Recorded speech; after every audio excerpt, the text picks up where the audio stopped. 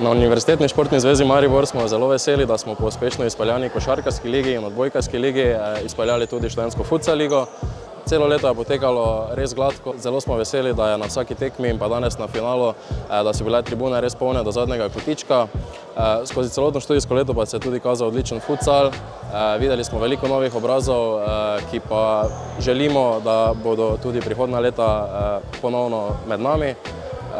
Rad bi se zahvalil še enkrat vsem ekipam za korekten odnos in pa jih povabim, da se tudi naslednje leto udeležijo študentske futsal lige.